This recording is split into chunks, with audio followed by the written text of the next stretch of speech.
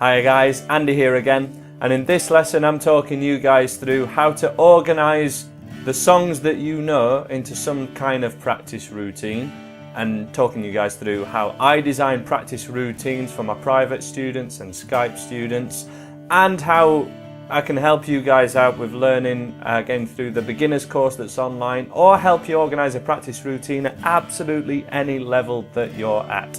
So there's kind of, when it comes to practicing, sometimes people can feel a little bit lost. Now, there are two common scenarios that I see day in, day out with my private students and online students as to why people feel lost. So if you're right at the beginning of my beginner's course, or you're just starting out on your guitar journey, you can kind of be thinking, how many songs do I need to learn before I can move forward? And do I need to master everything that I take on before moving forward? Be it kind of all the chords that you should know, or be it just one song that you're trying to learn. Should I master that one song all the way through along to the record, which is what I recommend all the time? Should I do that for every song that I learn going forward? Or if you already know a whole bunch of songs, and maybe you're at quite a high level on guitar, but you just know all of these things, how can you possibly maintain, say, 20 or 30 songs? Do you need to keep all those songs and play them forever? And how can you possibly kind of go about that? And then that kind of all boils down to the one question, which is, should you master one thing before moving on? Or can you kind of take on numerous things, but when you do, how do you know which ones to focus on? To help you guys out with that, what I've done is I'm going to show you guys a recommended practice routine for one of my students called Chris, who's been taking Skype lessons for about 6 months now. He's kind of towards the end of the beginner's course, really, but there's still a couple of things that we're working on, such as riffs, which he finds more difficult in particular. And I'm going to show you how I've structured his practice routine, and then give you a practice routine blueprint, which is kind of appropriate for anyone at any level. And I'm going to talk about how I've kind of broken it down. So the big thing I definitely want to get across to you guys is you should not take on any more than 10 songs that you're going to continue to maintain and keep playing day after day, time after time, practice time after practice time. If you have more than 10 songs, it's going to be impossible to maintain or get through them all, basically. So you need to pick and choose. But those 10 songs should showcase the range of your guitar playing.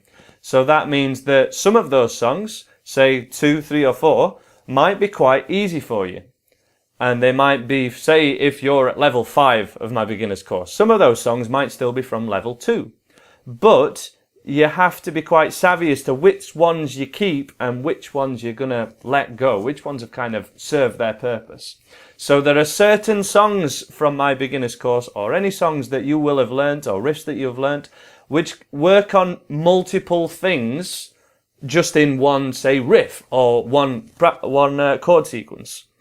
So songs such as, from, say, level 2 of my beginner's course, Chasing Cars and I Can't Explain, have all 3 chords at that level, E, A and D, but also work on speed of chord changes with a higher level strumming pattern or a higher level riff, and are still going to be good ones to keep even if you're working on, say, your E minor pentatonic scale right towards the end of the beginner's course, okay?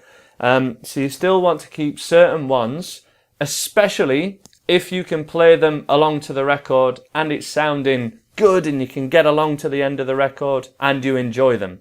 You need to keep exercising that skill of playing things correctly. Otherwise, if everything that you take on, say you choose 10 songs, but they're all the absolute hardest 10 songs and they're all right at the edge of what you're physically kind of capable of at the moment, then you're practicing kind of everything being done a little bit slowly, and you're practicing things that aren't quite developed yet, techniques that aren't quite developed yet. So you need to keep certain things which you're doing absolutely spot on to make that transferred over to the new stuff. and this skill of playing along to the record as well is so important. And as I say, with the range of your guitar playing, there wants to be some songs there in the songbook style, which is following a chord sheet and maybe without bar lines at all, and you just have chords sporadically spaced out and you change chord on a certain word. And there wants to be some short, recognisable riffs in there. Now, depending on whether you're taking on acoustic or electric guitar, kind of one of those styles tends to suit one or the other. You know, electric guitar, we've got more riffs to pick from, for example. But you still want to showcase that range, just so that you're not only improving, say, just your riffs or just your songbook songs. We need both to go up together to get full benefit of this course. So let me show you, I've got Chris's permission to show you this practice routine that we picked out for him last time. So you can see that we've got 10 songs written, but I've split them up into 3 categories. Songs at a performance standard, which Chris is very confident with, and these were the ones that he can play most of the way through and take on towards the record. Maybe they just need a little bit of polish with them, you know, a couple of the changes aren't as solid as they could be, but he can do a good job of them. And then the other songs from his repertoire we split into just trying to showcase this range. So single note playing is something that he particularly struggles with. So I've made sure that I've included the E minor pentatonic scale, which you should cycle 4 times to make sure that you can play properly. Seven Nation Army and Misty Mountain Hop. Just a couple of single note electric guitar riffs that are short, repetitive, recognisable, and with a little bit of practice, he will be able to get them along to the song. It's just a case of learning the structure of the song and making sure that he can hear the riff in the song so that he can play along to it. And then the songbook songs at the end are 3 songs which are quite at the highest level compared to some of the other songs. These are sort of level 7, level 8 songs, most of them really. And we've included them there to round his repertoire up to 10 songs. The one that I added to his practice routine was Can't Explain by The Who, which he hadn't learnt from just taking the online course, just from, you know, picking whichever songs he wanted from the list of songs that are on my website.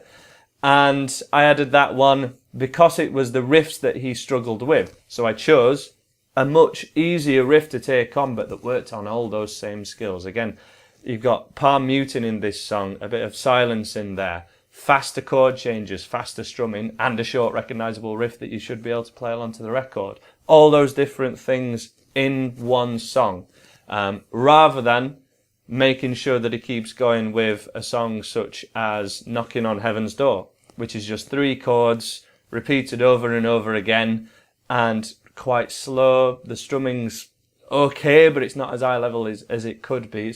It's not as challenging for the same short amount of time. You'll get more benefit from that one, in my opinion.